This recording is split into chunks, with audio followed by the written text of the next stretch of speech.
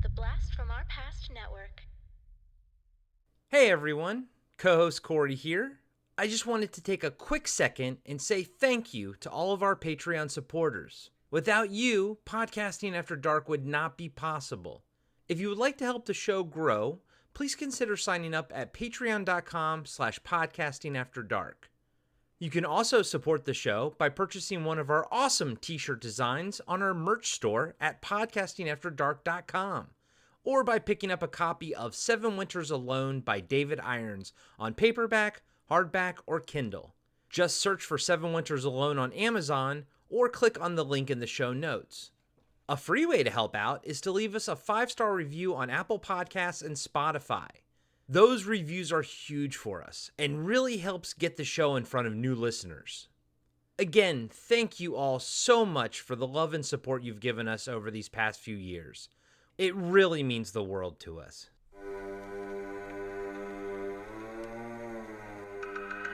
Podcasting After Dark presents TV Obscura, a deep dive into underrated and unknown television shows from our youth. Cartoons, sitcoms, cop shows, and much more. Sit back and enjoy some nostalgic fun with TV Obscura.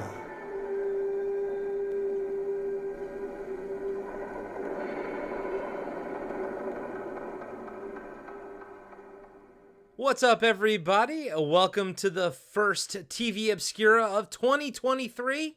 We hope everybody out there had a great New Year's Eve. And I know we're about halfway through the month, but Happy New Year's to everybody. And Happy New Year's to my two co-hosts. I am 1/3 of the TV Obscura team, Corey, a.k.a. Sleazy C. Joined with me, as always, my two brothers from other mothers, Zach, the Total Snackhead Schaefer, and Diallo, the Armageddon Jackson. Boyos, I am so happy to be back in the TV Obscura seat. It hasn't been too long since our Christmas special and everything, but this feels nice because we're getting back to our roots, our TV Obscura roots, and we are going to be talking about 3 separate comedies, spoof comedies, parody comedies that range from the late 70s to the late 90s. But I'd say the one thing these all have in common is we wouldn't have shows on Adult Swim like NTSC, SUV, that show, and Eagle Heart. We would not have those Adult Swim parody shows without these 3 shows. And I am, of course, talking about Young Guy Christian from 1979, the pilot episode. Zach will be tackling that one. Diallo is going to be talking about Heat Vision and Jack, 1999, also only a pilot episode. And I will be discussing Sledge Hammer, 1986 through 1988. And as per usual, I have the most mainstream show of the bunch. But, boyos, my friends, Diallo, how are you doing, my man? What's going on out there in the podcasting world? Do you have any news or anything going on, or any other news? Everything I'm doing is kind of in the basement right now. Okay. I have some really cool things when I'm done. When I launch it, it's gonna be cool. But right now, I'm just diligently in the basement, working away like the mad scientist in a '80s movie, building his empire. You're in the lab, and as you know, obviously go check out everything that Diallo always is working on, Angela in the Dark and the First Noel Chronicles. And as always, we have links in the show notes, so support our favorite artist. And Zach, you're rocking and rolling with Dustin over a $2 late fee. I know you guys are on hiatus right now, but you're also cranking away on Patreon exclusive material and what's coming up in February and whatnot when you guys are launching season 4, correct? Yes, we are planning a big rollout for season 4, and it was funny, this was supposed to be a legit, take a break, recharge, replenish, but we've been as busy as we normally are, editing old stuff, putting out some exclusive stuff that we haven't aired yet, but we will. I'll get to that at the end of the program. Working on convention stuff and all sorts of fun goodies, booking guests and whatnot, and deep diving into stuff like Young guy Christian. It sounds like all three of us are pretty equally busy on various projects and creative things. But I gotta say, this episode of TV Obscura, I think all three of these shows, I know I've talked about Sledge Hammer before, but I've heard you talk about Heat Vision and Jack before, and Zach, I've heard you talk about Young Guy Christian before. So it's fun to finally tackle all three of these shows, and boy, oh boy, me personally, I thought all three of them were a hoot. Now, the question is, Zach, are we gonna get a Bodie rating on this one or not?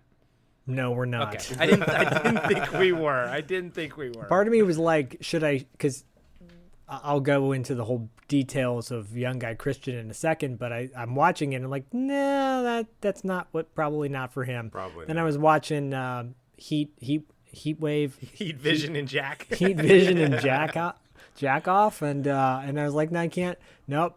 There's parts of that. Nope. There's one specific scene I probably would have to have a whole lot of discussion with him about. And then the tamest of the bunch, Sledge Hammer, I told him about it, and I said, we will watch that down the road. He thought it was hilarious, just some of the lines I threw out. So out of the three, Sledge Hammer, believe it or not, is probably the tamest of the bunch. Isn't it? It's funny, and watching it and the now. most woke. I know. And the most woke, actually. It's wild. It's absolutely fucking wild, but I've got so many things to say about all three of these shows that I think we're going to need a lot of time on this one. So, Zach, why don't you take us into Young Guy Christian from 1979? And real quick, as always, guys and gals, put all of these episodes up on the Patreon page. That's patreon.com/podcastingafterdark. And the entry is absolutely free. It's not behind the paywall, so you don't have to be a member to our Patreon to go and watch these. But I included all the links for Zach and for Diallo's. That's the only thing that there is. It's only the pilot episodes. But for Sledgehammer, they do have a DVD box set that you can buy on Amazon. And spoiler alert, I purchased mine today. Yeah, I actually bought it around the same time as well because I'm like, I know I need to own this because it's so good. But Young Guy Christian was, here's a quick little backstory. So a little over a year ago, actually, a year ago and some change, I had the privilege of interviewing Barry Bostwick for a $2 late fee, talking about Megaforce. And he is in the process right now of having a documentary made about the movie Megaforce by a guy named Bob Lindemeyer. Bob Lindemeyer and I became friendly on the socials, and then we met at LA Comic-Con late last year in 2022. And he said to me within 5-10 minutes of talking to him, he goes, "Have you seen Young Guy Christian?" And I said, "What's that?" He goes, "Oh, man. Have I got a show for you? You've got to check out this pilot that came out back in the late 70s. Barry hardly remembers any of it." And when I brought it up to him, he's like, "You remember that thing?" So, he goes, "It's on YouTube. You got to check it out." Fortunately, it is on YouTube, but the backstory is on Young Guy Christian. It was a pilot for ABC. It aired March 24th, 1979. Quick shout out to a website that is probably the only website that has referenced it. It's called TV Obscurities. It's been around for a while now. Okay. In 2009, they and wrote by a the little way, blurb. we did not steal our name from them. By the way, No, we did not. Yeah, I don't want to be that guy. Because I don't want to be that guy. When you were saying you went TV Obscura, and I was like, is he making a joke? Is it going to be TVObscura.com? Yeah, no, I don't. I don't want to be that guy who'd be like, "Oh, I got all this information," and not quote my sources. Yeah, you know? I think that's the correct thing to do these days. Yeah, this article came out in 2009. It's literally a paragraph and a half talking about this pilot. And so quick shout out to them, just so, if anyone wants to go check out their website. I don't think they have a podcast, so we're good. And if they do, they should come on the show and talk about it. Maybe that'll be one of our guests. Anyways, this was an ABC sitcom. Diallo, I'll let Diallo talk about what it was, took the place of when it aired. But it came out right after Mork and Mindy. And it was a parody of like James Bond, basically. Barry Bostwick plays this guy named Young Guy Christian. He's a spy, sleuth, super spy kind of guy. And he's got an assistant played by Shelley Long. And his assistant's name... Played by mine and Diallo's new current crush, Shelley Long. Yes. Yeah, Shelley Long plays Mia Mishugi, and she's the daughter of Pat Morita, who plays Professor Mishugi. I don't need to explain their resumes because everyone knows who they are. But his kind of cohort, his assistant on the show is this half like man, half robot guy named Junkman, played by Richard Caron. Richard Caron is he's a character actor who's been in stuff from the 70s and the 80s, like the movie History of the World Part 1 and Fatso, and he was on Darkwing Duck for I think one season. He played a character named A.F. Eerit. He's been in a ton of things. Anyways, he's terrific. It's got a couple villain guest stars on it. Charles Tyner plays Dr. Gass. Gass. That's 3 S's. And he's been in so many movies like Harold and Maude, Planes, Trains, and Automobiles, Jeremiah Johnson, Cool Hand Luke, like super recognizable character actor. And another character actor, Alfie Wise, is in it. And I only bring him up because he has like one little line in the movie. The guy's been in a ton. He was also in The Longest Yard, by the way. And if you guys have never seen The Longest Yard, to me, it's my favorite football movie of all time. Not The Program, Diallo, even though I love The Program. Why'd you mention me? I don't know, because I thought The Program, you might be hip to that movie. I know The Program. I was like, why did you call me out? I don't understand. Because you're probably the only one out of the three of us that knows about The Program. I saw that shit in the theater. And by the way, Alfie Wise plays the Atom in 1979's Legends of the Superheroes. Oh, wow. Yes. Diallo, is that the show we were just talking about? Mm-hmm. How is this? How am I learning about this show connected twice in one day? And I've never heard about it before now. And it's in the zeitgeist. Still better than all of the DCU movies. No, I'm just kidding. It's not. It's really not. So a fan, a fan introduced us to, or me to it, today on Instagram, Legends of the Superheroes, and I was just telling Diallo and Zach that we should do like a special episode, the TV Obscura, dedicated to it. So my mind is just blown that it's again in my purview right now. So maybe we'll get Alfie Wise on to talk about that. That'd be wild, because that dude was in every Hal Needham movie back in the day as well, like Cannonball Run, Smokey and the Bandit, Stroker Ace. He was also in Rad, and I bring him up because Barry Bostwick was in Megaforce, which is directed by Hal Needham. If you don't know who Hal Needham is, look up his resume. It's bonkers. Anyways, that's pretty much the main cast of the first pilot episode. Young Guy Christian, Barry Bostwick plays this spy who has to take down Dr. Gass, who has kidnapped planet pageant contestants, and he's wants to take over the world. It's all silly stuff. I don't want to spoil too much of it, really, because I think outside of us and Bob Lindemeyer, I don't think many people have seen this show. It's wild. It's super parody. There's a choreographed fight/dance scene at the end, which is, in my opinion, one of the most entertaining fight scenes I've ever seen on film. The fight dance is phenomenal. Absolutely phenomenal. The fact that has not been recreated yet, it's gold. It's gold that's just waiting to be recreated, in my opinion. I think the reason it hasn't is because for decades, this show existed only at the UCLA Film and Television Collection on campus at UCLA on a VHS tape. it's never been transferred digitally up until, I believe, a few years ago. If you go to the YouTube, there's only one version of this on YouTube. It was posted a year ago. So some hero at UCLA took that VHS copy, scanned it in, and uploaded it. And my God, thank you for that. Yeah, there's a web YouTube channel called the Museum of Classic Chicago Television or fuzzymemories.tv. Fuzzy Memories. Yeah, I saw that in the watermark on the Yeah, and they posted the video on there, and it's got the original commercials from 1979, which is so much fun.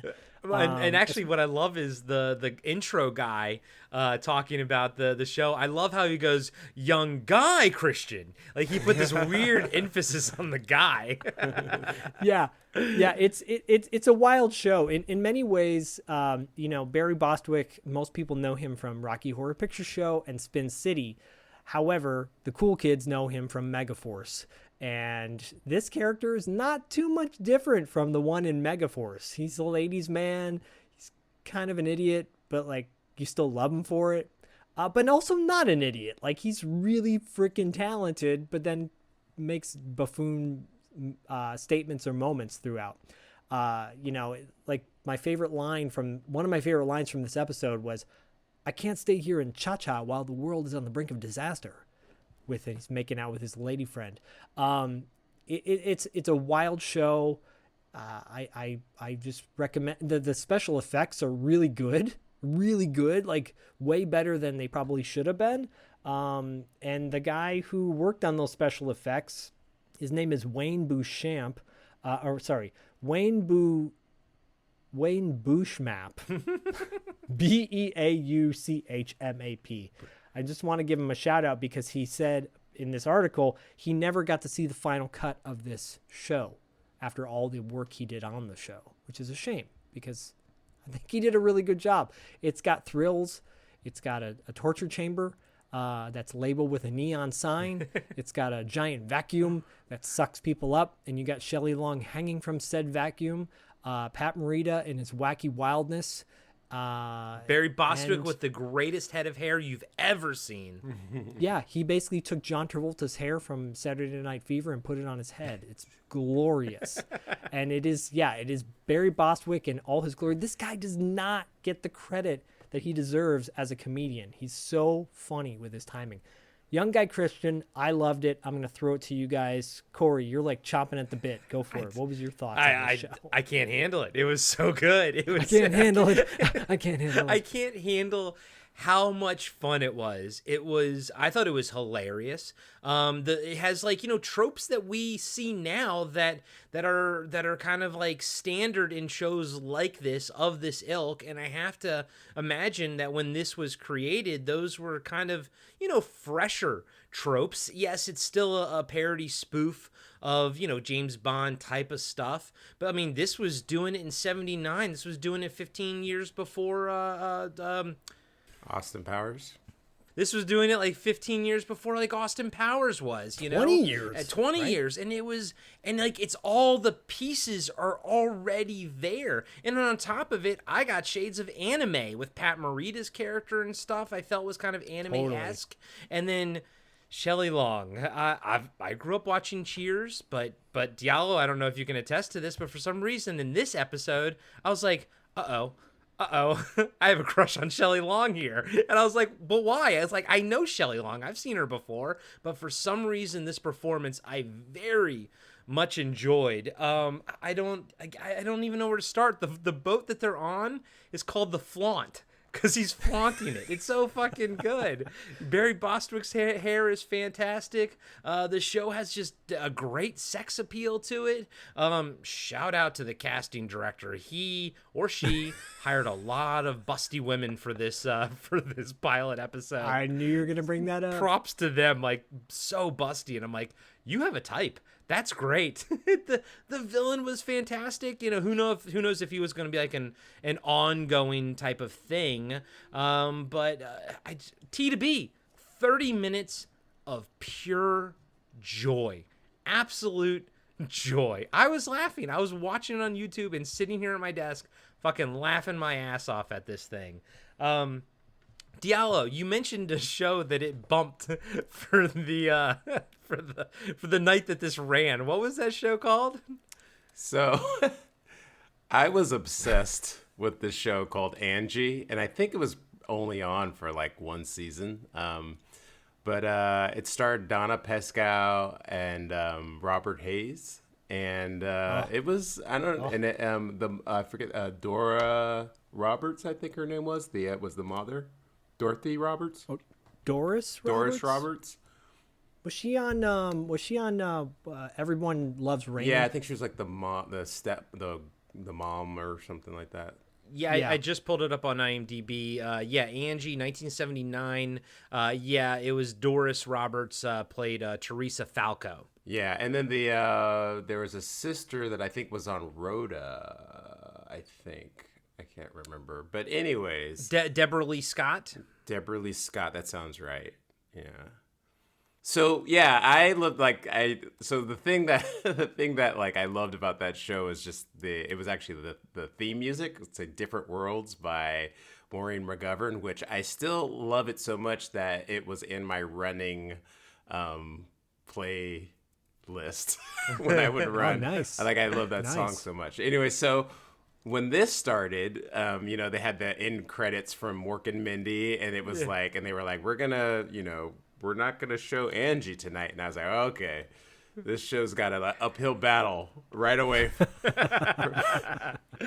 with me. I was like, how dare you try to put something on top of Angie? But I will say, I actually really enjoyed it. I'd never heard of it before, but it was fantastic. And I texted you guys right when I was watching it, there's never been a day in my life that I ever thought of Shelley Long as anything other than like that stiff, cold, kind of character from Cheers, and she was in Money Pit, which I enjoy immensely. Yeah, Money Pit's great. But I never, ever thought of her as any sort of like sex symbol or anything. And I'm watching this show, and I had an instant crush on her, like an intense instant crush on Shelley Long. And I was like, what's happening right now? I did not understand it. And I think it's just, she was actually playing a different type, really. And it was the first time I actually saw, I was like, oh yeah, she's actually really attractive. And the funny thing is, when you texted that, I texted you back, I was like, bro, you're literally going through the same emotions I went through just 3 hours ago. I was like, I was in the same boat as you. I'm like, why am I feeling this? Why is this happening? Yeah, it was crazy. I just just drawn into her. It was crazy.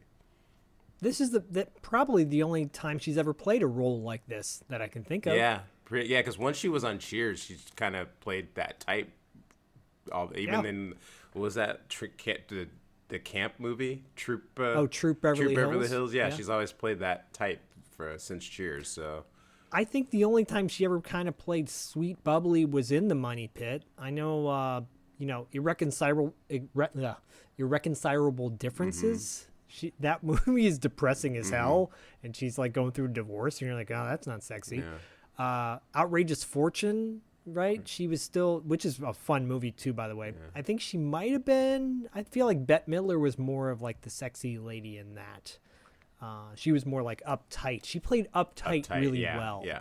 She does not play uptight. She does not play uptight in Young Guy Christian at all. And it's not like it wasn't like it was her role wasn't like as it wasn't sexualized per se either. No. It just was like it was almost like you got to see her with her defenses down or something. Her walls were down, and she actually was like really charming and like really cute. And it was just like, oh my God, I'm in love with Shelley Long right now. This is crazy. I mean, young guy Christian was in love with her with that scene where he asks her to, basically show how she would defend herself against marauders or something. Yeah, I almost texted you guys right on that scene, being like, I wish I would get kissed by Shelley Long right now. She is definitely her and Barry. I mean, well, come on, Barry Bostwick, Shelley Long, Pat Morita. Like, that's 3 top-notch comedic actors, if you think about Yeah. it. They've all done comedy. Pat Morita, before he was, Mr. Miyagi, he was on Happy Days tearing it up on that show. So he's great. Yeah. Yeah, he's I got to ask you guys really quick. Have you ever seen or heard of a show called Lancelot Link? Heard of it, but it's like super vague for me. We're going back to like early 70s, maybe 1970s specifically, but they were monkeys. It was a spy show with monkeys. The whole cast, monkeys. And young guy Christian definitely has shades of Austin Powers, like you said, Corey. Lancelot Link is the same way. It's a parody or a send-up of... It's not parody, really. It's just like a comedic version. They're not making fun of spy movies. They're like just making it a comedic version of spy movies. If you've never seen Lancelot Link, you should check it out, because I used to watch that on Nickelodeon back in the day before Nickelodeon became Nick. But it reminds me of a Young Guy Christian a little bit, like a kid's version of Young Guy Christian. There's just so much to love, and I'm sorry Angie got bumped for the night, but Angie won in the end because this only lasted for the pilot, which is a shame. Angie was already on the chopping block. I think it was only on for like a season anyway, so. Oh, bummer, yeah. Now I don't want to leave this show though without talking more extensively about how awesome the fight dance was at the end. Dude, Diallo, it's the best. Diallo, what were your thoughts on the fight dance? Oh, man? I mean, it was brilliant and inspired. Like, right? And it gave me shades of, the very end of Megaforce, where Yes, just like how totally, he kind of totally. like the showmanship and the hamming it up a little bit when he gets. Yeah. And Yeah. Megaforce was like really brief moments when he does his like ta-da kind of moment when he gets on the ship, but in this instance it just had that same level of flair and energy, except it was prolonged. Yeah. And I don't know, it was really fun, like him the spinning, the stopping, the doing the dance moves, with the kicks. Like, and you don't really see anything like that in other stuff. It was like, I don't know, it was really great. I couldn't believe what I was seeing, and I loved every second of it. I was like, something like this, and I'll probably say it for every single show, it's like something like this could be on air today. Like, again, all three of these shows are precursors to Adult Swim. I could see all of them being rebooted or just put out on Adult Swim today. But that fight dance thing, it's like... It just like Megaforce, everything Diallo says is so correct. It's like that one moment in Megaforce, just drawn out, but not in a bad way. And it's cheesy, but it's not like cringe cheesy. It's fun cheesy. You're always like because I think it's because Barry Bostwick just looks so good doing it, and he looks so happy doing it that you're just like, you can't not feel happy watching him. Yeah. Look what he got to do through 90% of the episode, too. Mm-hmm. Like, you get to, hang out with all of our crushes, Shelley Long, hang out with Pat Morita, and do fucking, fight dances and everything. And wear awesome clothes, like he was a smoke show in this too. It's it's quite remarkable. This isn't spoiling anything, but I do love the moment when they're in their, the torture chamber. And he does something to help them get out. And when they do get out, because of course they do, he goes, "Oh, my diamond." He has to go back for his diamond. What'd you think about the laugh track throughout? I thought there was a little distracting. I wanted to bring that up, and it actually has kind of ties to Sledge Hammer as well. So the laugh track kind of threw me off at first because... It's clearly, it's not a sitcom, so clearly it's canned. They're putting in the canned laughter. And at first it threw me off, but then I just kind of got used to it after a while, almost to the point where I kind of didn't hear it anymore. Yeah. But it's kind of, looking through 2023 lenses, it's kind of jarring at first. I mean, What do you think, Diallo? Like, I noticed it right away, so it wasn't like it wasn't noticeable, but... maybe it's because I am a little older. I don't know, or I don't know if it's like the things that I watched when I was a kid, but it actually just instantly took me back to that time. So it didn't feel misplaced or weird to me. I like, again, I noticed it, but then I was like, oh, I almost felt like a comfy blanket or something. And I wouldn't want that. I wouldn't want that in anything today, but it was perfectly fine for that. And because I think like the Partridge Family used that, and the Partridge Family was basically, it wasn't like a live studio audience show, but they had like laugh tracks and Brady Bunch and other things like that. So I dug it, but I definitely think that it, definitely through 2023 eyes, it is a little weird, but I enjoyed it. Yeah, I totally get that, because it's that weird conundrum that I will never watch a new show that's like a 3-camera studio audience show nowadays. Right. But at the same time, I couldn't imagine Seinfeld without the studio audience, you know? So it's like, I get it that it's at that place in time.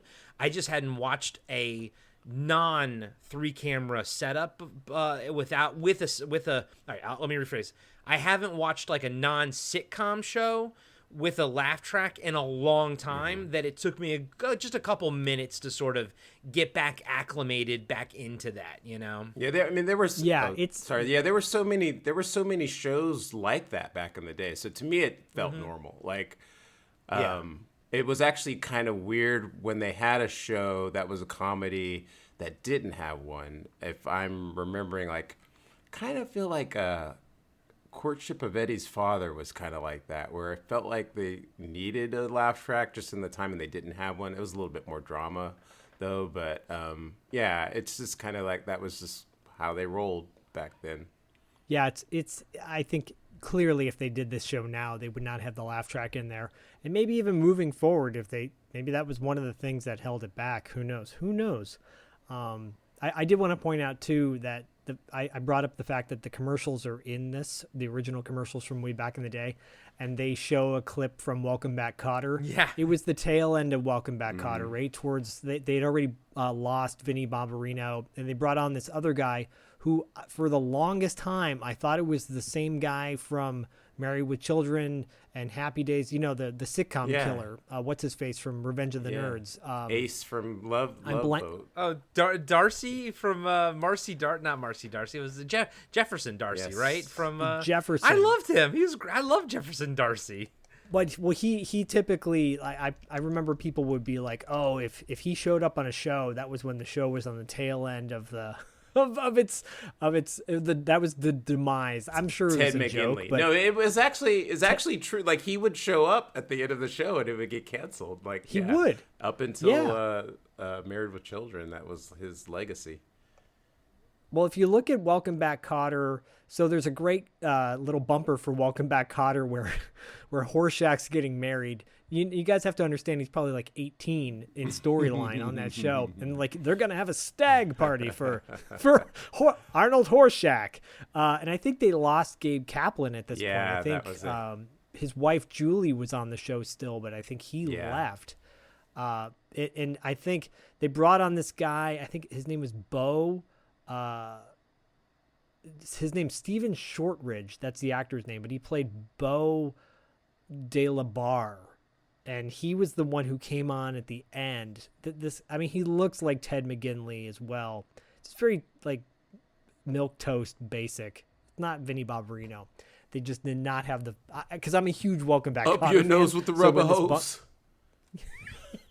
When that trailer came out, or the commercial for that show, I was like, oh, I want to watch Welcome Back, Kotter too, with Young Guy Christian. Can I have Young Guy Christian and Welcome Back, Kotter at the same time? Oh, my dreams are coming true. Well, that's an added bonus for this YouTube video, is that it has like a Snickers commercial. It has a Milkmate chocolate milk commercial. I've never heard of. I don't it remember before. that at all. At all. That must have been a Chicago area exclusive. Yeah.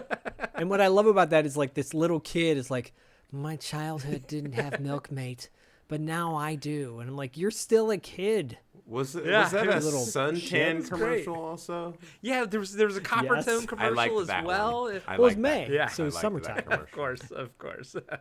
Anyways, Young Guy Christian, I'm glad we all liked it. Sorry, Angie got bumped for the night. And let your love grow. Now I want to watch. You better bring Angie to the TV I've been thinking Obscura about now. it for a while, but we just haven't we haven't quite gone in that direction with like sitcoms yet, but yeah, that was my You know what, guys and gals? We're going to cover Angie this year, and we're going to build the entire show around Angie. So you heard it Maybe here we'll get first. Robert Maybe Hayes we on can that. get Donna Pescow on it, maybe. I mean, come on. Let's make it happen. Let's do it. Oh God, I love that. I used to have that in my. Oh, I need to find that. I need to Young find guy that running Christian. playlist. I literally have that song in it. And while we're at it, can we try to get David Rasche on the show too, and maybe yeah. Harrison Hey. Page as well? That'd be pretty freaking awesome. But As long as he doesn't go in my dinghy. before we leave, well, young guy Christian, let's do I guess I don't know if this will be a new thing or not in 2023, but we'll do a thumbs up, thumbs down. Diallo, thumbs up. I don't know why I said it like that. Diallo, thumbs up or thumbs down? Thumbs up. 2 thumbs up. 2 thumbs up. Zach? 2 thumbs up. And three. I Is don't this know a what's going threesome? on with my We're having a voice. threesome. It is really 3 thumbs up for me, baby. So there you go. All right. for Ace. Sorry, young guy Christian. Young guy. young Christian. guy Christian. Young guy. Thumbs Well, up. hello. And next up is Sledge Hammer. Hey everybody, Corey here. I just want to let you know that we'll be right back after these short messages. Imagine being one of the last people on Earth, being trapped alone with something not human, something always watching, something always waiting. What would you do? Where would you run? Where would you hide if you were haunted for 7 winters alone? Podcasting After Dark presents 7 Winters Alone, a dystopian haunted house story by David Irons. Available now in paperback and ebook. On the winter solstice, when the lasting darkness threatens to descend upon the land of Atalan once united, Magi in training, Wilt Gairn, and his shepherd, warrior in training, Bredain Adair, must find an ancient lost weapon before the ultimate ancient evil returns to the world of Eos. Hi there, I'm A. Diallo Jackson, writer of the First Noel's Chronicle podcast. The First Noel is an epic, family-friendly adventure told in serialized form. Think of it as Lord of the Rings meets, well, Christmas. Join us each week for the next thrilling chapter of The First Noel, now available on Apple Podcasts, Spotify, Audible, and all major podcasting apps, as well as Kindle Vella if you want to take a read. Thanks, and see you in Atalan. The Winter Tell is almost here.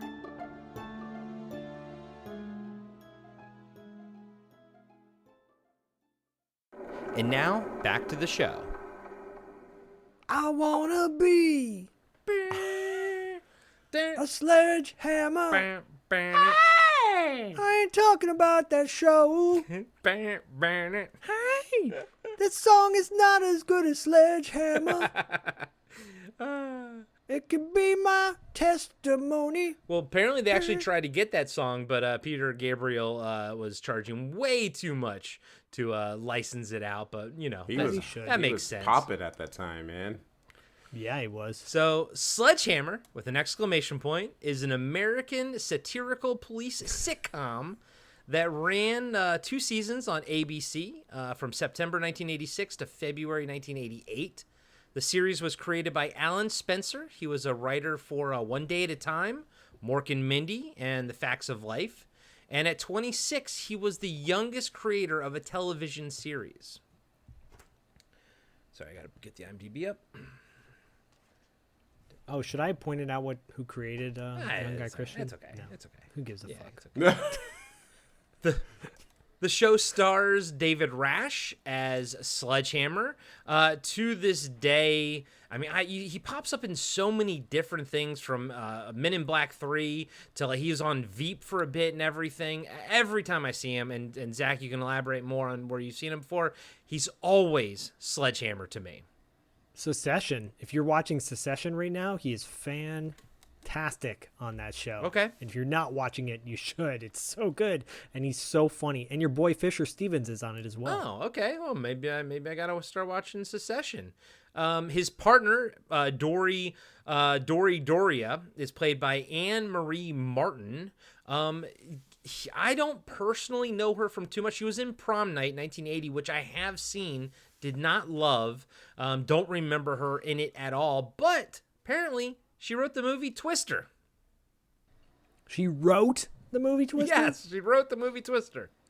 Look, guys, I wrote the movie Twister.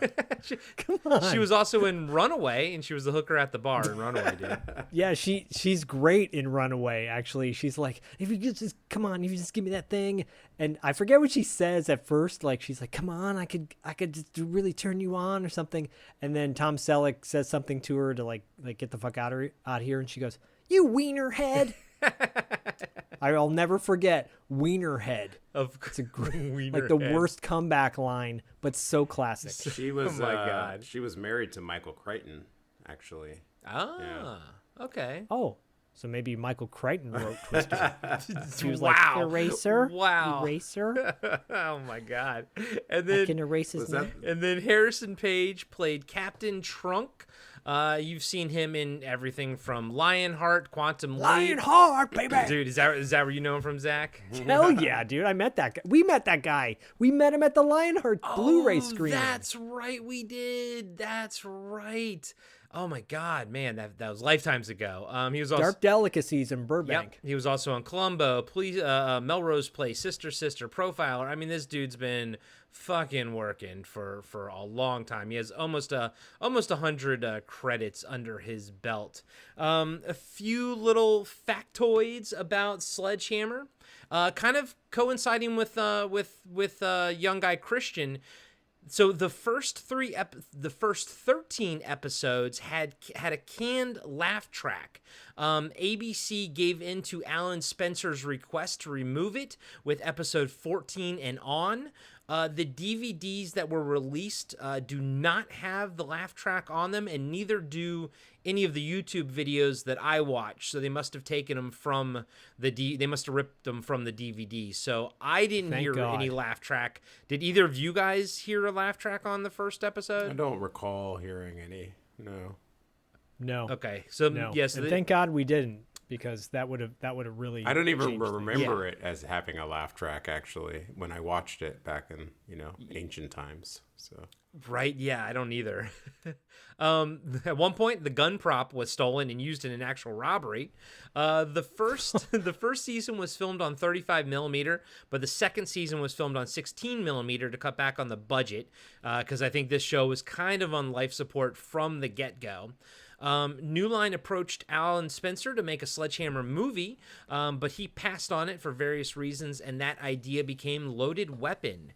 And finally, the creators of Police Squad kind of had a little bit of a competition with Sledge Hammer, and because of it, we got Naked Gun. Basically, the creators of Police Squad put out Naked Gun as an answer to Sledge Hammer, and as a combination of Sledge Hammer meets Get Smart. So I think, most people nowadays probably remember Naked Gun the most. And I'd say probably most people on the street would remember Police Squad and Sledge Hammer probably the same. And by that, I mean probably not at all, So I think Naked Gun kind of won out in the long run. And me personally, this show has lived rent-free in my head since I was, it came out in 86, so I was probably about 8 years old, between 8 and 10 years old.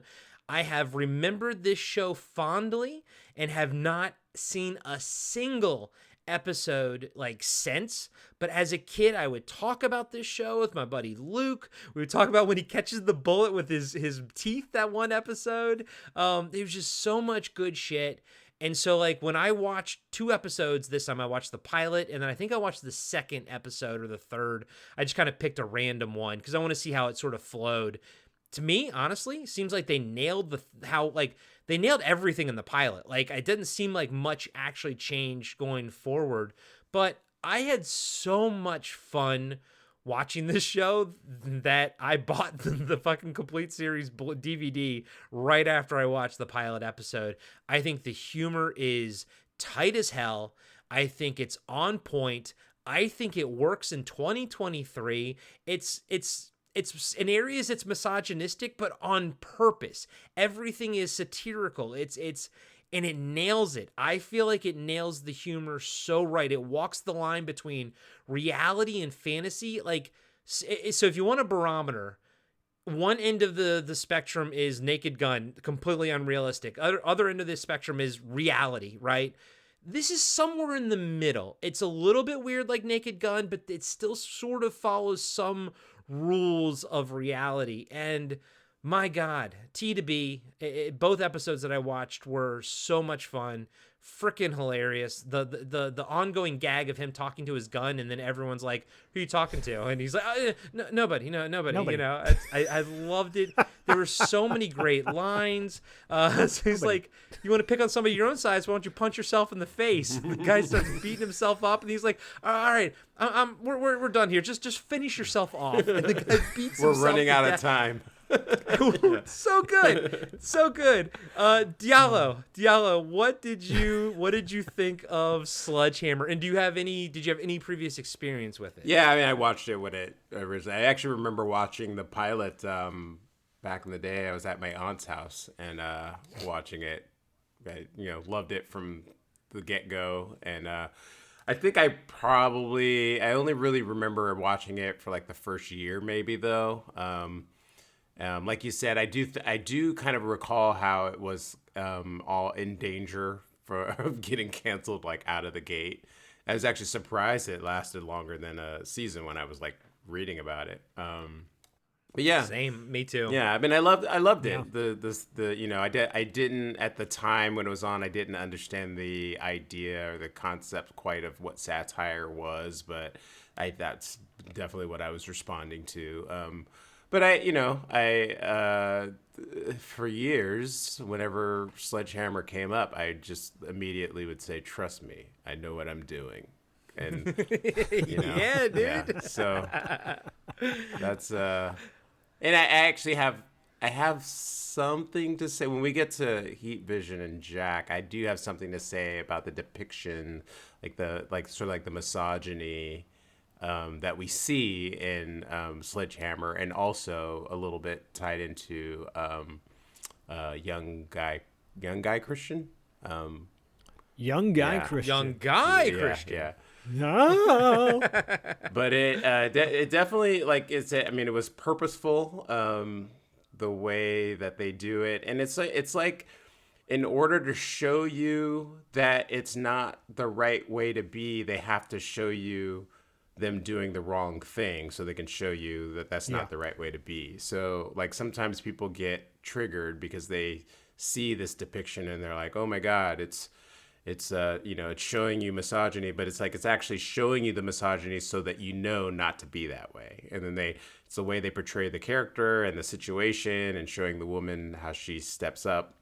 It's like obviously the message is don't be a jackhole to women. Don't be Sledgehammer. Yeah. I don't think we're supposed to want to be the protagonist of this show. He is the cautionary tale. Yeah, he's like a comedic, satirical version of RoboCop in some ways. Just the way he's like a machine and he's extreme and like he follows the law like a robot. Like sometimes it's just like and yet he's fully human, but he's probably less human than RoboCop. Yeah, exactly. So love Sledgehammer. Glad we're finally doing the show, and it definitely could be like you said with the other. It could be a movie. They could easily do a movie now, and it would be well received, I think. So. Yeah, I agree. Zach, what experience with Sledgehammer, and what did you think of it now? I watched maybe a handful of episodes as a kid when this came out and didn't get it or wasn't wanting that at the time. I think I liked my action serious, and that was it. I didn't like my comedy with my action. So at the time, I didn't feel it. But my God, now I crave it. I love it. It's the best thing. It is such a it aged so well. It ages so well. It's so funny. The like you said, Diallo, the misogyny, it's so sarcastic and so like purposeful to make him look like a buffoon, and it works so damn well. This show is hilarious from the beginning to the end. I mean, Corey, you talked about some of the lines in this show, like his line when he says, "I get my information from rumors and small children." I wrote the whole thing down. He goes, I get my... I love that. Or someone said that one of the guys' names is Avon. He goes, Avon? Ding dong. The or the jokes fiery come... revolutionary named Feliz Yeah, oh, Navidad. but Feliz Navidad killed me. It's so good. I know. I was like, that was genius. The jokes come very fast. It's kind of like Naked Gun, where it's like it's just rapid fire. But I like this better than Naked Gun because there's a little bit more room to breathe in Sledge Hammer, I think. Mm-hmm. I like this more than Naked Gun because and that genre, because I feel like the Zucker brothers who did the I don't think they did Naked Gun, but they did like the airplane movies, right? And Top Secret. There's a formula to that where it's like joke after joke, but then it's over the top, you know, like the body condoms in Naked Gun, or, you know, like it's the absurd. It turns into the absurd. I don't dislike that humor. I think it's really funny, but I like this where it's still rooted in reality, you know? For example, like Stupid Shit, where he throws an airplane at his boss's hair and it gets stuck in his afro, and then he has it the whole episode. The rest of the episode is walking around. I was like, no. But no one wants to tell him, you know? So like shit like that. But I have so much to say about this show. The fact that the guest stars on this show run the gamut genre-wise for all of our listeners that love the stuff that we love. I'm just going to list some of the character actors that appeared on this show throughout its two seasons. First of all, Judy Aronson is in the first episode. She's the kidnapped girl, but she's from Friday the 13th. Oh. She's from American Ninja. She's from Weird Science. Is she the one that gets shot in the eye with the bow and arrow in Friday the 13th? She's the one naked in the raft. The raft. The raft one. Right. Who's very active on Instagram, by the way, but she was in American Ninja and Weird Science, of course. Mary Warnov was on an episode. Ray Walston, Richard Mall, Frank Doubleday. I'm going to run off a few more for you because it runs the gamut of like Brian James, David Leisure, who was like on fire at that time. Like there's so many great character actors that have appeared on this show. And then behind the scenes, the director of this pilot. Well, first of all, Bill Bixby directed 8 episodes of this show. No shit. Bill Bixby, of course. Yeah, Bill Bixby. He was actually a very prolific television director. Oh. But, you know, people know him mostly from The Incredible Hulk, right? But Martha Coolidge directed the pilot of this show. Martha Coolidge is the director of Real Genius and Valley Girl, and a very underrated teen, like high school thriller comedy called Plain Clothes that came out in the 80s as well. So that's just a handful. Also Jackie Cooper, who is known for Jackie Cooper played Perry White in all the Superman movies, I think he was also one of the Little Rascals. Little Rascal. Yeah. But he directed the majority of he directed 4 episodes of the show. So, you know, this has got in front of the camera, behind the camera, a lot of great stuff. By the way, the mayor's wife in this episode, she was the mother of Mitch in Real Genius. In the beginning of the movie, she's in there. That's probably the Martha Coolidge connection then, right? Yeah. And then you said this show came out in 1986. Well, the hotel room that they go to in this is room 86, which I thought was kind of funny. It's like one thing after another. Again, I think this show, what makes it work because like I said, I like the Naked Gun movies, the airplane movies. I don't think they age as well as this. Yeah.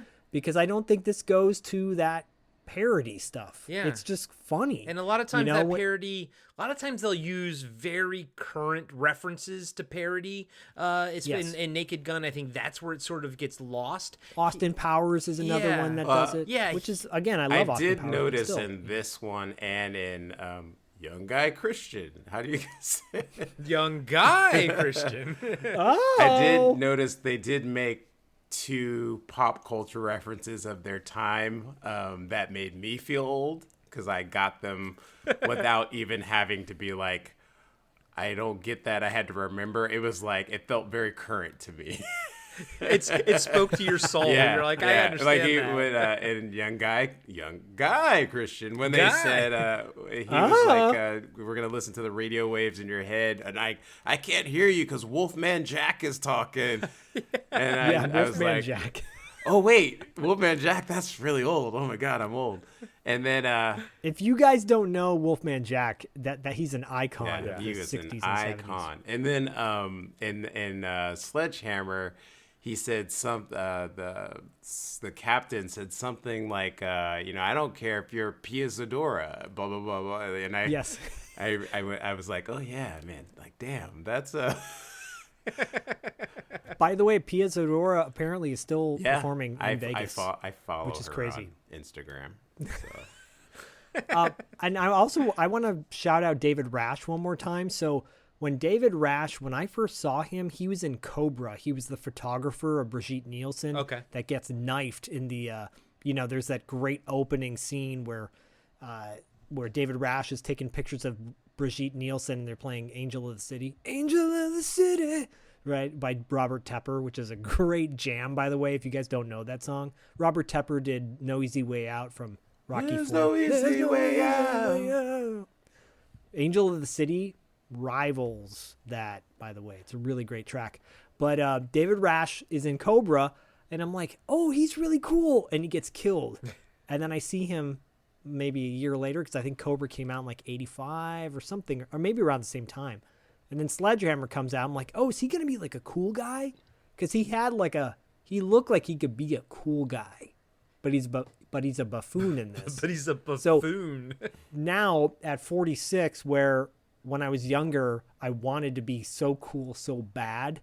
And now at 46, I recognize that I'm not cool, but even though I try to be, like I can be parody now. I can make fun of myself where I was not making fun of myself in my early years. And because I took myself too seriously, I guess. Now I look at that, I'm like, that is gold. I would do that in a heartbeat. And so I'm just scrolling through his IMDb. Speaking of obscure TV shows that I've never heard of, he was in an episode of the 13-episode season 1985 Gina Davis Sarah. Yes. Anyone? Zach? Yes. Diallo. Have you ever heard of this fucking show? Yeah, I have. Yes. It was like that was her first big starring show, right? It was. Bill I Maher made a post. was in it, and Alfie Woodard was in it as well. Alfred Woodard. It was. Yeah, when I did my $2 late fee birthday post back in the day and would pull super obscure shit, I remember giving a shout out to that, and people were like, "Whoa, what is that was. this?" I mean, it was. Bill Maher before It was a Bill big Maher. deal when it came out. I remember watching it. Actually, Well, add this one to the TV Obscura list because we may have to tackle that one. So yeah, man, Sledgehammer's so good. I don't want to say So good. I don't want to say it was the best of the bunch because that's not fair. It has 40 episodes, more than the other two. But man, oh man, all I can say is, guys and gals, if you think you remember this show fondly, just go buy the complete series DVD because it's better than you remember. 2 thumbs up for me. Diallo, what are your thumb up or thumb down? 2 thumbs up. 2 thumbs up. Woo! Zach? Oh, I get to now say threesome thumbs up. And I also want to point out really quickly that, if we can easily say, because these came out in 3 different decades, the best 70s one is Young Guy Christian, the best 80s one is Sledgehammer, and the best 90s one is Heat, Vision, and Jack. Exactly. So there you go. Couldn't have said it better myself. So Really quick, do you guys remember the sitcom where they were like working in a bar? It was all these women. Diallo, you got to know this. It was like a late night, like a lounge kind of thing. They were all waitresses. It's a living. They were, yeah. It's I a can living. sing the theme song too if you want me to. what year was that? Because I recognize the name, the title. It was like What year was that? mid '80s. It was in syndication. I used to come on Saturdays on around the time that Learning the Ropes, which we did on at least in the Bay Area. And what's her name was on it, and the second season that is on that elementary show. Shirley Ralph. Yeah, Shirley Ralph was on it, I think, in the second season. Jillian. Yeah, she was. Crystal Bernard. Yeah, they were. And Jillian was like starring in it the first season, I think. It was like a pretty big deal. And Corey, you'll love it because Burt Remsen was in it, right? From TerrorVision. Grandpa? Oh yeah, dude. Grandpa from TerrorVision. Oh yeah. I was looking up the IMDb to see if I recognized any of it. Nah. Wendy Shaw is in it, and Earl Bowen, rest in peace. No, nothing. Anyways, wow, sorry, nothing. I had to bring that up. How did we get to It's a Living one. though? How do we get to It's a Living? So when you brought up Sarah, it made me think of It's a Living for some reason. Okay. I don't know why. Yeah. I mean, throw that one on the list as well, guys. It's and by the way, guys and gals out there listening, if you ever have a suggestion for TV Obscura, feel free to throw it out there. You know, as you all know, listening, we run the gamut from mainstream me to 70s obscure Diallo and 80s obscure Zach. So I say 79 to 92. That's my range. Anyway, speaking of 90s, can we talk about Heat Vision and Jack? Come on. Fuck yeah, Diallo, dude. bring the fire. Yeah. Hey everybody, Corey here. I just wanted to let you know that we'll be right back after these short messages. Hey everybody, I'm Tim. And I'm Dean. And we're the hosts of Talking Back. We're a retro-based podcast covering movies, comics, video games, and more. Check us out every Monday where we hit the rewind button and dig into some of our favorite content from the past. We like to keep things fun, lighthearted, and informative. Do you feel like you need more nostalgia in your life? Then check out Talking Back. We're available everywhere podcasts are found. And now, back to the show. Wow. Yeah, dude. Wow. I have to give a little story about this before I get into the actual show. Please do. Because How did I not know about this, like by the way? I had never heard of it or whatever, and I literally stumbled across it like 21 years ago, and we'll call my piracy phase. Yeah, Phase. You know, like, I mean, it wasn't even like LimeWire. I think it was like Napster still then. It might have been LimeWire, but like it's getting like. It was like discovering you could like download videos, and so I had really gotten into the K-pop, and so I was finding a lot of like K-pop videos and songs, and I don't know how I ended up with this file, but I downloaded it and I watched it. It was like 2002, and I was like, "What glorious thing is this?" It was so amazing. So in between watching S Club 7 movies that I downloaded and Korean pop videos that I downloaded, I was watching Heat Vision and Jack. And over and over. Yeah, because it was one episode. I literally watched it over and over again to the point where, and I would like anybody that was around me, I would tell them about the show, and I would like have them watch it too. And I had like a little circle of people that we would just like, we would quote it all the time and just like watch it over and over again. I mean, it was just absolutely hysterically amazing. And I haven't really watched it much like since then. I haven't watched it at all since then. So watching it again now just brought back all the feels. And it's reminding me how brilliant this thing was. Brilliant. So let's talk about it. Heat Vision and Jack was actually a TV pilot that appeared on Fox in January 1999. Fox did not pick it up, and so I'm not even really sure that it actually aired or not.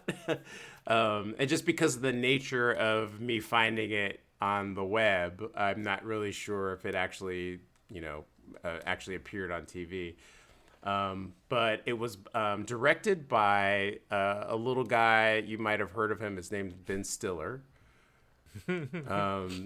And it stars another guy that you might not have heard of. He was in this movie called Waterworld.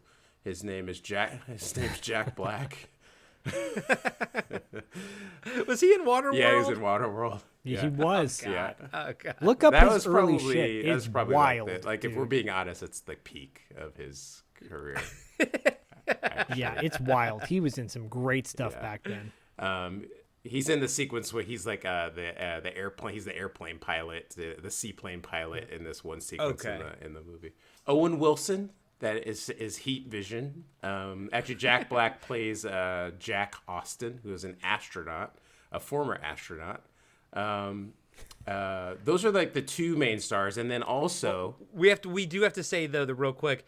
What is Heat Vision though, Diallo? What is Heat Vision's job? What is he? Yeah, so Heat Vision is a motorcycle. There you go. So Owen Wilson does the voice of Heat Vision. So basically, like the premise of the show is that Heat Vision and Jack is Jack Black was an astronaut who flew too close to the sun. He received inappropriate amounts of Inappropriate. Yeah. He got inappropriate amount of solar energy, which caused his mind to expand because the human brain can expand when it's heated up. He comes back to Earth, and then NASA wants to dissect his brain, so he escapes. And when he escapes NASA, his roommate Doug, these are all flashbacks, really quick flashbacks, but his roommate Doug, he calls his roommate Doug to pick him up. His roommate Doug is on his motorcycle and gets zapped by this ray, and he merges with the motorcycle. And on that day, Doug died, and Heat Vision was born. And it gets even better because who shot him to turn him into Heat Vision? This is one of the most brilliant pieces of the entire thing, is that the now late great Ron Silver, the actor Time Cop. of Time Cop, who is referenced in this movie as Time Cop, As it should be. is the one that is pursuing Heat Vision and Jack. He is known to be an actor in the he's playing Ron Silver. Played He's himself. playing himself. He's the actor Ron Silver, but he also is a part of NASA, and he's seeking out these two to destroy them or capture them. And he might have superpowers. Like he's a NASA assassin. He's a superpowered NASA assassin. He's a Nassan. This is An assassin. genius. This is Yeah, genius. It's all fucking This genius. show is next level. Like, it's brilliant. It does so. I never really understood. I never really knew about the pedigree of the show, other than Ben Stiller. I kept wanting to say Ben Silver. Other than Ben Stiller and obviously and Owen Wilson, but as it turns out, the teleplay was created by Ron Schrabb, who wrote Monster House, comic book Scud the Disposable Assassin. Oh yeah, I remember that. And his writing partner, a guy named Dan Harmon, who. Holy shit! Yes, yeah. So when I saw that, I understood why this show, the level of comedy brilliance that this show has. I understood why it had that. It just, when I watched it back in the day, it was just really funny and really brilliant.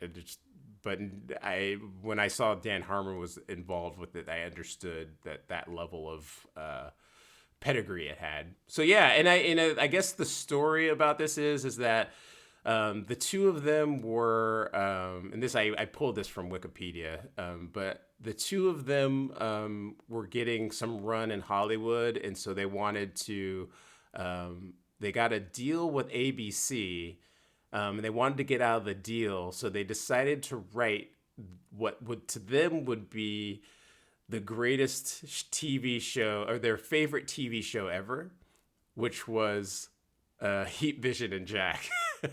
Because they wanted to write something so great yet so awful, I think that they would get let go. And ABC turned it down, and it found its way to Ben Stiller.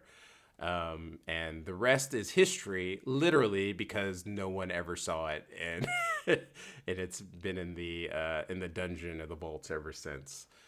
What a goddamn shame. Yeah. So it also stars Ben Stiller's, I think it's his ex-wife now, but I'm not sure. Yeah, I think they got a divorce. Yeah, I think they're but broken then, you up know, now. I listen. really? I listen to a lot of gossip TikTok too, so blind items. So, so I think they might be be back together again. I'm not sure. Oh, good. That's good. This one TikToker that I love to talk. She talks about that stuff. And of course, we're talking about Christine Taylor from the Brady Bunch movies. I think that would probably be her most notable. Her most notable pick, and then also Vincent Schiavelli. Is that how you say his last name? Yeah. Schiavelli. Yeah, Schiavelli. we've seen him in a billion things. Great character actor. He was always Have a heart. he's a great guy. You've seen him in a gazillion stuff, but if you want to, one always kind of pops in my head is I think he was one of the goons, one of Penguin's goons in Batman Returns, one of the clown goons. Yeah. He was, but he was, the science teacher in Fast Times at Ridgemont High, and he was in Ghost as well. Yeah, that's right. He's one of those guys, like, he's been in so many things. You're just like, I can't really nail down what it was that I saw him in. Right? He's just like he's classic character. He's a great character actor. Oh, Buckaroo Banzai too, by the way. Oh, what did he play in that? John O'Connor. I think he's one of the aliens. Okay, that makes sense. Yeah. I think. I'm not positive. I love that movie. It's Big Boutte. So just real quick, so the Jack and Heat Vision are on the run, and the deal is that Jack's he becomes the smartest person alive, but only when he's exposed to the sunlight. So when the sun goes down, he doesn't become dumb, but because he was an astronaut before, but he's 3 times smarter than the smartest person in when the sun is up. And so that's kind of the story, kind of revolves around that too, a little bit like the Hulk and that kind of deal. So this show for me, it's like, especially watching it now, I'm like, this is sort of like, it does the greatest things about shows from the 70s and 80s and some of the shows from the 90s, but it does it in a context for that time. So it's like the best of both worlds in that way. So it's like, the Hulk. There's a show that I at some point I want to do called Lucan the Wolf Boy, where all these things where these people are kind of on the run. They have these superpowers that get activated in a certain moment, and getting chased by by Silver, and so it's a great show, super brilliant. A couple things I want to say after you guys talk about it, but Corey, what are your thoughts? Well, my thought is, at the very first, I loved that intro by Ben Stiller. And guys and gals, I'm going to extract it from the YouTube video and play it right here. Hello, America. I'm Ben Stiller. In 1992, I had a show here on Fox. They ridiculed me for my effort. I was canceled. Then, I won this. It's called an Emmy. Let's change cameras. Now, having returned to television a wealthy and powerful man, I've directed an incredible new action series called Heat Vision and Jack. In it, we follow the adventures of a super-intelligent renegade astronaut and his talking motorcycle. Some of you will marvel at our state-of-the-art special computerized effects, which, quite frankly, rival those of a certain new Star Wars movie. Some of you will be frightened or aroused. Still others may be entertained. As a person you admire, I'm giving you permission to appreciate this show. I'm also offering you my personal guarantee that it's going to knock you back onto your coal mining asses. And that's a promise you won't be hearing from Georgie Lucas. Hey there, Mr. Beard. How many Emmys do you have? Once again, America, I give you what you want. Dude, fucking genius. That intro by Ben Stiller was a fucking stroke of genius. I loved how he throws shade at George Lucas because it's 1999 for Phantom Menace and everything. It was great. So, two strokes of geniuses besides the whole entire show, besides the concept. Fantastic. Everything T to B fantastic. But the Ben Stiller opening, fucking hilarious. And then Ron Silver as Ron Silver, the NASA assassin. Amazing. The coroner when he goes, when they finally meets up for the first time with the sort of the coroner and the sheriff. I love how the coroner's like, I just rented Time Cop. You were a bad guy in Time Cop. And he's so excited. And then Ron Silver's like talking to the cop and everything, and the coroner's like, well, can I get an autograph? And Ron Silver's like, yeah, sure, yeah, just get a pen. And the guy's like, I don't have a pen. That was it. That's how it sort of ends. And I felt bad for the coroner. It was fantastic. Ron Silver's like, why don't you get a pen? Like after he says, I don't have a pen, like he's being bothered by this guy. It was great. It's great. Oh, man. It's great. So good. Ron Silver's great in it. Jack Black, Owen Wilson, like everything is just fantastic. But this is probably the most Adult Swimmy show of the three.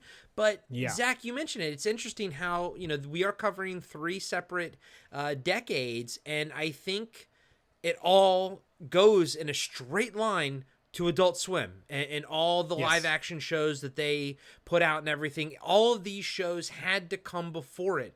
Young Guy Christian had to come when it came, and someone had to see it. I know someone saw it that was creative, and it led to something else. And Sledge Hammer had to come, and then Jack and Heat Vision had to come as well. It's like it all had to, they all had to come, but in order to make Adult Swim. But you can see it. You can see it. It's all because Zach was laughing at me saying "come" 5 times in a row. I'm always working it. I know, I know, buddy. But yeah, I'm working it hard. It was great seeing this, and I didn't know when I was watching it that Dan Harmon, co-wrote it. But now that you said that, I was like, it all fucking makes sense. And just like with young guy Christian, I would love to see this go to series. At least give us 13 episodes. You know what I mean? Like, at the very least, I would have loved to have had 13 episodes of this. I can't. All 3 of these shows, I just praise so highly. They were absolutely fantastic. Zach, what'd you think of this one? Well, it's an interesting time that this show came out because it came out, I think, after Cable Guy, which I to this day think is a very underrated comedy. Yeah. And Ben Stiller directed that, and Jack Black was in that. I don't think Owen Wilson had amassed the kind of popularity yet as well. I think he had only done like Bottle Rocket. It was 2 years shy of Meet the Parents? No. Fuck, why is my brain blanking out? Zoolander. So Zoolander came out in 2001, and this was in 99. So it was 2 years before. I think that's when Owen Wilson like really popped, like in terms of like. Yeah. I feel like he had like the cameo in Meet the Parents, and then came out in Zoolander, and then Jack Black hadn't hit a big. I think he was still kind of underground doing bit parts here and there. He was heavily into Tenacious D at the time, I think, and High Fidelity hadn't come out yet either, so he hadn't hit that kind of popularity as well. So they were still kind of under the radar, but I mean. From the onset, the little homage to Buck Rogers in the beginning with the cameo of the vampire from Buck with the cameo from Buck Rogers of the vampire, which is my favorite Buck Rogers episode, by the way, and it's still to this day terrifying. Terrifying, yeah. Yeah, it's still, trust me, Diallo, I watched it fairly recently. It still holds up. It's scary as shit. If you guys have never seen the Buck Rogers vampire episode, go watch that because it's so good. Is Buck Rogers available on DVD? Like, is it out there or is it streaming on anywhere? DVD. Kino put out a box set. The streaming is shoddy, I think. It might be like on Tubi or whatever it's called now. Tubi, But yeah, definitely seek out that episode. If in my opinion, we should do a Buck Rogers one where our favorite Buck Rogers episodes. I don't for that. I have multiple episodes. So do I, dude. I love Hawk in that too, but yeah, we'll get to it. Bitty. Anyways, I mean the Doctor Who reference, I wrote that down. Yeah, I wrote that down. Yeah, that blew me away. For that time, that was a deep cut too. Like, because that was before the revival, so it was definitely a canceled, long forgotten show at that point. Right, and this will never see the light of day because there's so much music licensing that probably needs. Well, that to was take what place. I wanted to talk about, actually. My last note on this was too much licensed music to exist. Like that was it. Yeah, I'll wrap my thoughts up by saying that my favorite song from the 90s is in this movie. Oh my God. And it's the best part of that song from the 90s. And they play it on repeat until Jack... Is that what you're talking about?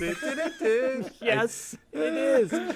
It is phenomenal. This show is so ahead of its time. From the 90s? So, I think it is my favorite song from the 90s. Maybe. Well, I could be wrong. I also loved Ben Stiller as the daytime strip club DJ. Dude, no way. Yeah. Well, fun fact, my first trip to a strip club was when I was 18 years old. It was in 1994. It was the day. It was in the day. It's a date to the Kit Kat Club in San Jose, California. It was the day that O.J. Simpson decided. Yeah, I know you have. There was the day O.J. Simpson decided to drive his white Bronco down the freeway. So at one point, the dancers stopped dancing because all the monitors have the juice driving down the road, and I'm putting my tip dollars on the counter, and I'm like, but they're not dancing. You should be dancing. Don't pay attention to the TV. Oh, my birthday's ruined. Thanks, OJ. Thanks, OJ, for ruining my birthday. Oh, and murdering a bunch of people. But sure. Allegedly. Anyways, allegedly. Hey, it's topical. It's the 90s. Come on, the 90s. Get us in legal trouble. He allegedly killed people. I'll just wrap up my thoughts by saying I love this show, and I'm out. Diallo, did you want to elaborate further on the music stuff in it? Yeah, but first let me elaborate on the Kit Kat Club. I actually remember, I haven't thought about that place so far. Dude, they had a great buffet. I remember, when I was working at Yahoo way back in the day, a bunch of us, guys and girls, we went there. We all, I feel like people, and then we talked about people going there for, lunch, and then, at night we went. You'd go there for lunch, and then dude. I remember I was dating someone at the time, and she got all jealous because one of the dancers definitely was checking me out. I mean, but she got mad at me. I was just there, just existing.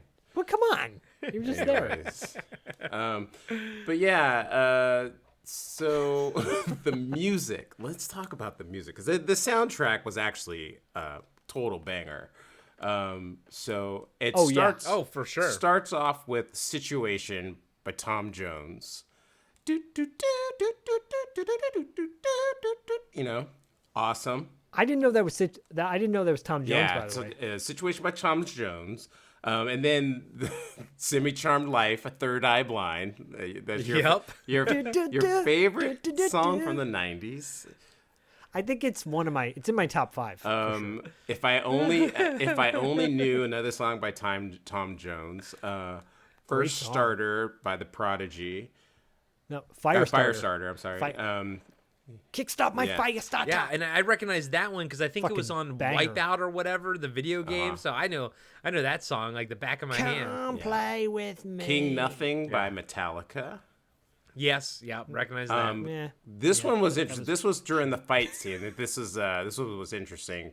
"Come with Me" by P. Diddy and Jimmy Page, which is from the is it Godzilla. It was from the Godzilla soundtrack, but it uses the Led Zeppelin song. Yeah. "Long Cool Woman in a Black Dress" by the Hollies. This Corey, you'll love this one. "Demon Warriors Final Combat." This is from by George Clinton. This was from the Mortal Kombat soundtrack. Actually, Dude, I recognize it as Mortal Kombat. I'm sitting there listening, and I'm like, is this fucking Mortal Kombat? Is this from the Mortal Kombat soundtrack? And yes, it is. My God. Yeah, "Don't Die Just Yet" by David Holmes. And so, And Sergey Gainsborough. Shout out to Sergey. Gainsborough. So like the music, I actually read in my notes was music ! Because it was done in how do I say it?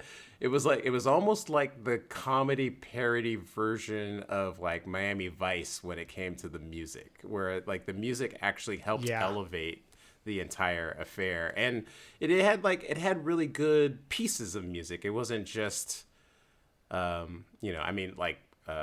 do you call it? Third Eye Blind. I mean, it's one of the best songs from the '90s. How did you get this? How did you get this in here? You know, you're making fun of me. It's a great song. It's fine. I mean, I'm not. I can't. I was given, then I bumped again, then I bumped again. I can't judge. I mean, like Celine Dion's. He dated Charlize Theron. Is that one better than "Woohoo"? The one from the Starship Troopers trailer. It is. So what Diallo, did you say By Blur? That's Blur. That was Blur, yeah. Did you say, did this ever air? Did this actually air or not? Again, I don't really know that it did. I discovered it. It was 2002 when I discovered it, so I don't know. Like I know now. I know it would have. It was made in 1999, and I had never heard of it when I came across it. So.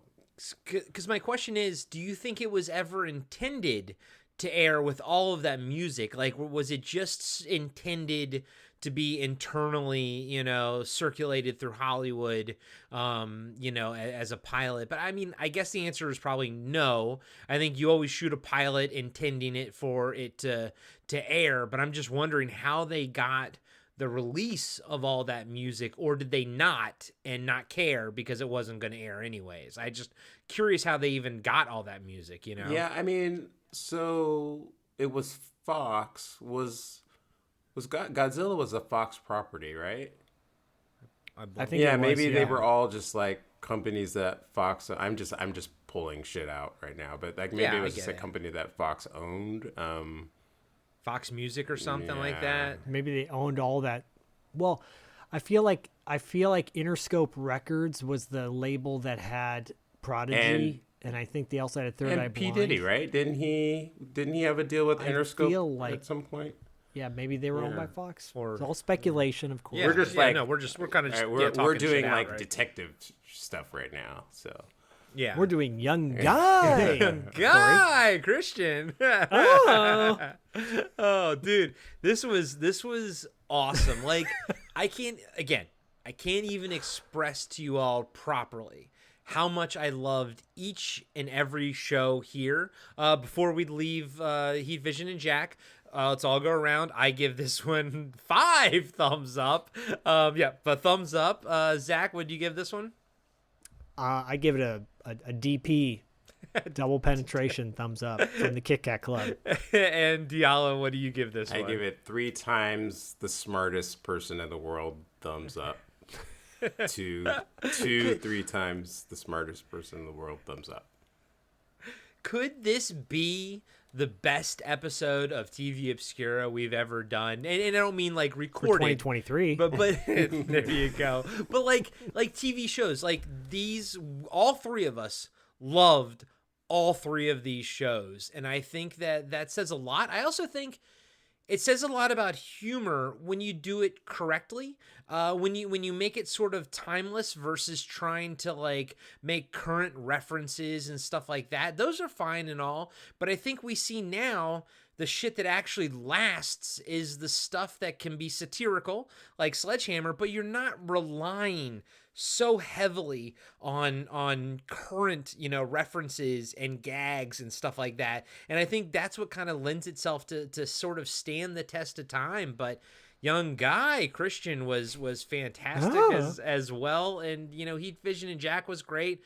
But I just want to kind of my final thoughts are, besides just absolutely adoring all three of these shows, it was very interesting to track and see the evolution of what would become Adult Swim. And obviously this isn't I don't think these shows are going to be ever show up on the history of Adult Swim and how we got there, but I think we can all sort of understand that these are pieces of the puzzle that helped get us to Adult Swim in all of the shows. Check it out, all the Tim and Eric stuff. I guarantee you, if we talk to, Tim and Eric, Eric Heidecker and whatever their names are, guarantee you they would know and cite these three shows in some way, shape, or form, and I think it's apparent, and I think all three of them stand the test of time. I wish that Young Guy Christian, and I wish that Heat Vision and Jack had at least 13 episodes. I would have bought the DVDs right now. All three of these shows are fucking comedic perfection, in my opinion, and I could not ask for a better TV Obscura to kick off 2023 with. So thank you both for bringing these shows to the table. Diallo, final thoughts on all three of them in general? Yeah, I thought... absolutely loved all three. I mean, obviously, I liked Heat Vision and Jack the most, but I thought that they were all great. Used to love Sledge Hammer, and it was great getting introduced to Young Guy Christian, even though it supplanted my the love of my life, Angie. But sorry. One thing real quick too, I noticed watching the three of these, the depiction of women from the 70s to the 90s, there was a progression. They all had this for their era. They had sort of a feminist message. It was just sort of told within the context of what they understood to be feminism at the time. And you could actually see it progress where Shelley Long, she definitely was a young ingenue. She was impressionable. She used her sexiness a little bit more. But she became more capable, but she had to rely on the guy to do stuff for her at the end of the day. And then Sledge Hammer, the character was a lot more forceful and competent. And then by the time you got to Heat Vision and Jack, Christine Taylor had all sorts of agency where the other two characters didn't necessarily have that. So I just thought it was really interesting, just that it was a theme that I actually saw in the three of these.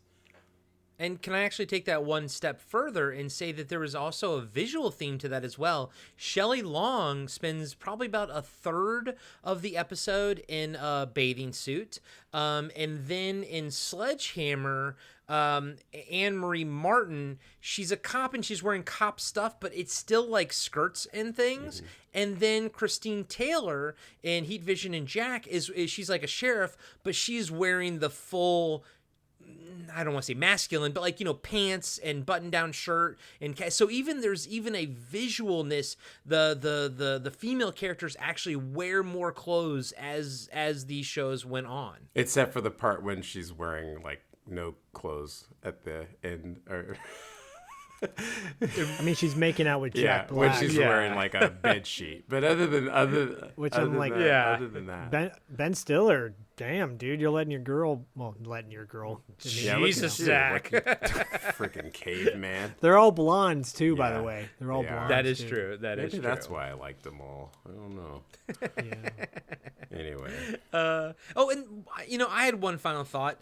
My biggest thing, I think holding the first one back, Young Guy Christian, maybe the name, honestly, because I know his character's name was Guy Christian. I don't know. I just, for some reason, I was like, maybe a different name would have pushed it forward. I think Haven't you ever ordered a Young Guy Christian? Haven't you ever ordered a Young Guy Christian? I'm going to now. Zach, final thoughts on all three. Bartender, Young Guy Christian, give me a Young please. Guy Christian on the rocks. Well, I wanted to quickly say, Ben Stiller is as talented in front of the camera as he is behind the camera, and I think people often overlook that. The guy is. The show he has right now on Apple TV is wild and so good. Oh, didn't he? Is it Severance? Is that what he did on Severance? Yeah. If you've never seen Severance, and Secret Life of Walter Mitty, I think is an underrated masterpiece. But his comedy the guy directed Reality Bites, and that's a classic for many people. I'm not including myself in that, but I know a lot of people love Reality Bites. It definitely set that, and Singles set the 90s, like kind of it's a time capsule movie for the 90s. Yeah. But then you look at Cable Guy, Zoolander, Tropic Thunder, Young Guy Christian, they all fit that similar mold of like really weird comedy, just wacky comedy. There and have a darkness to them too, because let's be honest, Schiavelli's character in this is vaporizing people throughout, turning them into ash. So it's dark as shit too. People are getting decimated and killed. They're not just getting knocked out like they do in Young Guy Christian and Sledge Hammer. So there's a level of violence that gets amped up, and I'm totally cool with, because I think it's really funny. It's reminiscent of Monty Python. It's like a American version of Monty Python. In many ways, I'm like, is Ben Stiller the American version of Edgar Wright as a director? Perhaps, because they have similar vibes to them. If you really think about it, their love of like pop culture references and like kind of as far as cinema is concerned. Anyways, all three of these I think are uniquely different in their own way. I think it's a great way to start our 2023. It could be our very best episode we've ever done.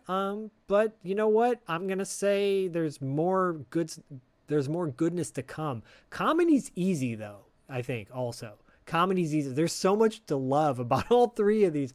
There's so many jokes. There's so many funny moments throughout all of these. You were talking about kind of the way women are portrayed in these. Young Guy Christian definitely pushes the envelope as far as making women feel like less than, because after Shelley Long's character Mia does all that she needs to do, he's like, you're great. Why did you just stay here with the other ladies? Yeah, I love that. I thought that was hilarious. But like, oh, you're fantastic. She's like, all right, what do you want me to do now? He's like, stay here with the ladies, of course. Of course. It's parody though. Yeah. It's parody, that it's totally a commentary.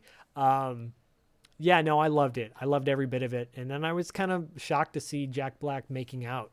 I was kind of slightly disturbed by that, and also thoroughly entertained, thinking, I'm sure that was awkward for all of them. That was parody also. And I'll leave it at that. Yes.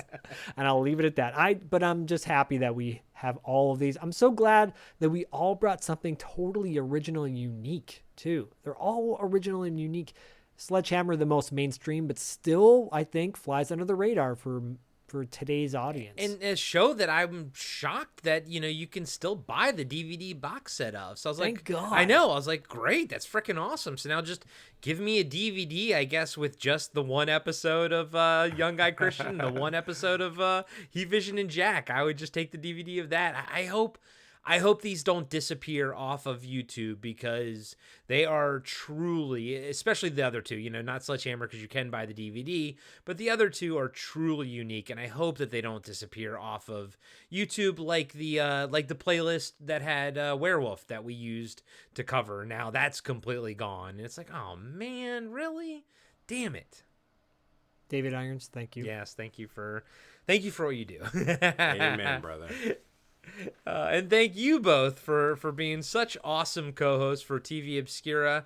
I know we plugged everything sort of at the beginning, but I just want to say thank you both for always, bringing your A game to this show. I think you guys are both freaking awesome, and you make me so much better doing this because you trounce me in knowledge and in factoids and in personality and in humor and in looks. Wow. And in looks, I must say. Jesus So Christ. We're starting off 2023 right, guys. We're starting off 2023 throwing myself under the bus. No. Corey Stevenson. I want to elevate my friends this year, and I love you both. Love TV Obscura. Love doing it with you both.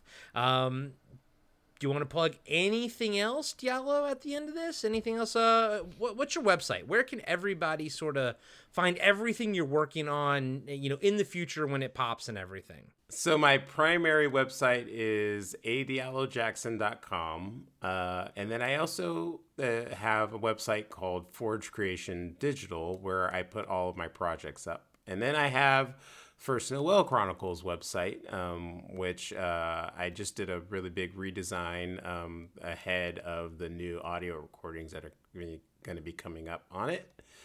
So those are the places that you can find me, as well as social media. The Armageddon on Instagram, and I have an author's page on Facebook. And I link to both of those usually, so you should be able to find all of that in the show notes. Angela in the Dark on Instagram, First Noel Chronicles on Instagram. I'm out there, just doing my thing, man. Living large, baby. Riding Loving the surf waves of the cosmic, like Silver Surfer right now. Or like Kramer when he doesn't have any underwear on and he's out there and loving every minute of it. Yeah, exactly. Just surfer sails alone. Zach, what a $2 late fee? You can find links, $2latefee.com. You can find links to your Patreon and YouTube page, and I think you guys are going to be dropping some interviews, some big interviews on the YouTube page coming up, aren't you? Well, yeah, by the time this episode airs, actually, I think coming up this Sunday, we'll be dropping our interview with Joe Dante and Brendan Hay from Los Angeles Comic-Con that we had earlier in the year, last year, 2022. The audio version of that and the video will be posted, I think, soon on YouTube as well. But this Sunday of January, we're recording this in January, and this episode will drop, and then this following Sunday, if you're in Pasadena, speaking of young guy Christian, Barry Bostwick will be there. I'm actually going to be doing a little panel with him and Bob Lindenmeyer, who's doing the Megaforce documentary, as well as a summer school reunion with a bunch of cast members from the movie Summer School. But since we're talking about Barry Bostwick and it's timely, yeah, Barry Bostwick is, and his birthday's coming up too, by the way. So if you're in the Los Angeles, Pasadena area, come to Pasadena Comic-Con, where Dustin and I will be sipping tequila with Barry Bostwick, talking about young guy Christian. I'm going to bring that shit up to him. I guarantee it. Please do. Yeah. Please do. So go check out $2latefee.com. You can find links to everything there. And of course, you can find links to all of our stuff at podcastingafterdark.com. You can find links to our Patreon, our Instagram, all that kind of stuff. And this month, we are kicking off our second year of the Carpenter Factor. So we are digging into Prince of Darkness this month. I just have to edit the episode. It's already been recorded, and Zach and I are going to be tackling They Live next month. So as you all know, and we've gotten a lot of new subscribers to Patreon for the Carpenter Factor, but if you haven't checked it out yet, basically Zach and I spent all last year going through all 12 of his movies in order of his filmography, starting with Dark Star. We also inserted Halloween 2 because we felt like he had enough creative influence on that and actually shot some scenes that it was appropriate to insert. So we're sort of like 1 month off essentially. But basically we were going through every single movie in order that he's done. And that includes Elvis and Somebody's Watching Me, his 2 TV movies. Man, we did that. We did Elvis, covered that almost a year ago, bro. So yeah. And his birthday is this month as well, in January. So go check out our Patreon page, and that's patreon.com/podcastafterdark, and check out the Carpenter Factor. We are rocking and rolling, and when we're done with John Carpenter at the end of this year, we are going to dive into another, auteur, and you can find that under the Auteur de Force tier. And guys and gals, I think I'm going to give you all a little sneak preview of what next month's TV Obscura is going to be, because we locked it in, and it's my birthday month. And as Zach and Diallo will test, I don't ever, say, oh, I want to do this and make the entire layout myself. But I was like, guys, do you mind if I just pick everything in there? You guys were like, sure, why not? Yeah, it's your birthday. So we're going to do an all Ghostbusters episode next month. We're going to do real Ghostbusters. We're going to do Ghostbusters Extreme Ghostbusters, and then we're going to do the Filmation Ghostbusters as well. So it's going to be so much fun. All 3 of these cartoons are near and dear to all 3 of our hearts, and I can't wait to discuss them with you guys. But yep, loved kicking off 2023 with Young Guy Christian, Sledge Hammer, and Heat Vision and Jack. Woo, baby, what a ride. Wow. And as always, catch you on the obscure side.